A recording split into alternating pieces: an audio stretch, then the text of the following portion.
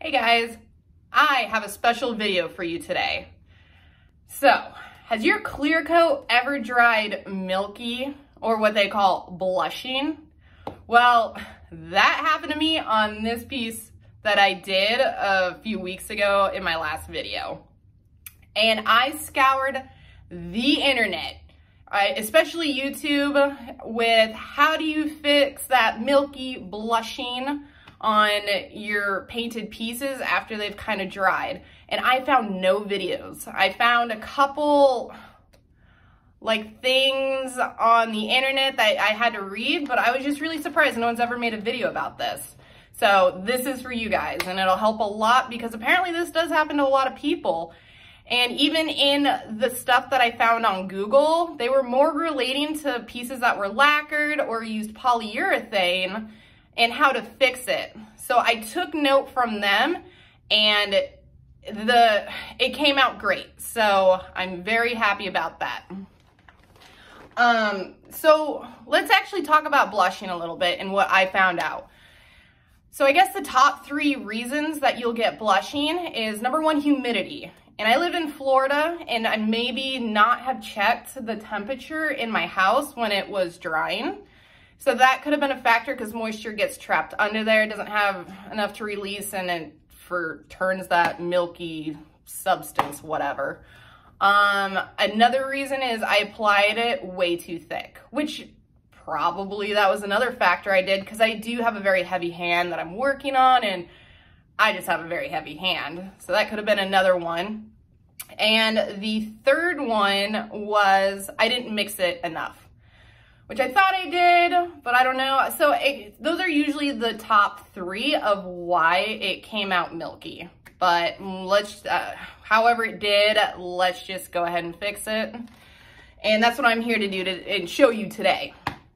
So I've been using this blue applicator, and this is great. I do love it, but now I'm gonna actually go back to rolling my top coat. And a lot of people have problems with air bubbles when they roll, but with my paint couture, so I'm gonna be using just this today instead of the Dixie Belle clear coat that I used on the last one, but I did put a top layer of this on top of it. So I've just never had the milkiness happen with it, and nothing against Dixie Belle. They have amazing, amazing products.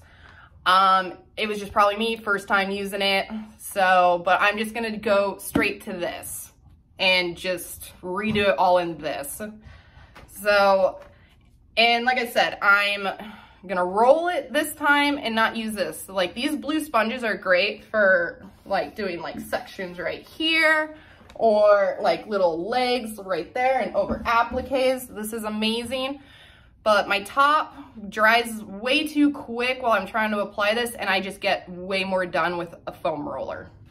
And I'm not gonna wet this either. I did wet this one last time I applied it, but I usually never wet these, and I always end up with a really good finish. So yeah, and then also because you are gonna be sanding very lightly, I'm going to be using a sanding sponge.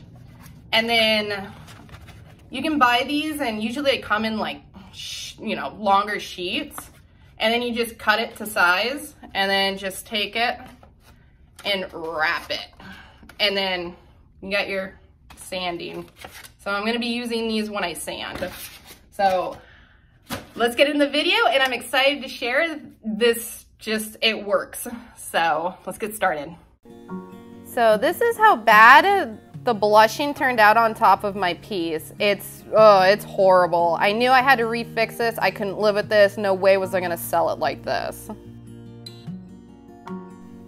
So we're first gonna start with taking that sanding sponge and that sandpaper I showed you earlier. And I'm doing this very lightly. I'm not going crazy. I'm taking my time just because I really don't wanna redo this piece, and I don't wanna start hitting the paint. I just want to get as much clear coat off as I can, and always go in the direction of the paint. Also, this is a 220 grit sandpaper I'm using. And now I definitely want to make sure that my clear coat's mixed enough. And also line your trays with aluminum foil instead of having to buy tray liners. Then I got my foam roller ready. And definitely make sure I'm checking my temperature this time. And just making sure I got everything off that I need to get off. I already wiped it down, but I got a dog. So mostly I just wipe it off because I usually end up finding the dog hair here or there. Okay, so I'm gonna take my tray and my roller, and I usually saturate it. I really try and saturate my roller as best as I can.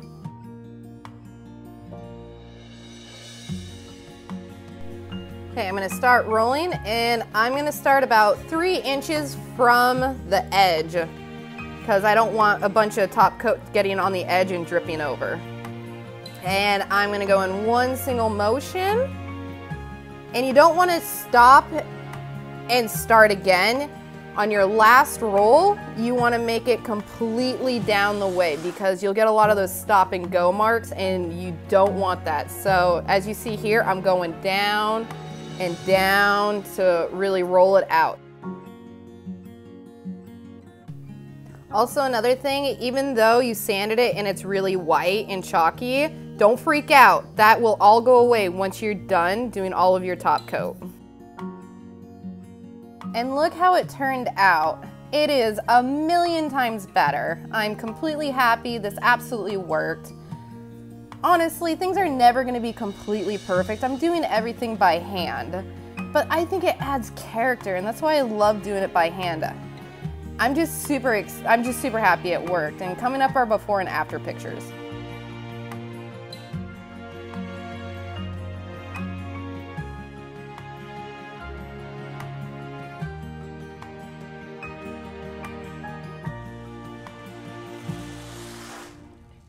Well, I really hope this video helps a lot of people out. Go ahead and go in the comments and let me know if it worked for you, if it didn't work for you, or actually just any other suggestions that I could have done would be greatly appreciated. And while you're down there, hit like and subscribe. And thanks again for tuning in, guys, and I'll catch you on my next video.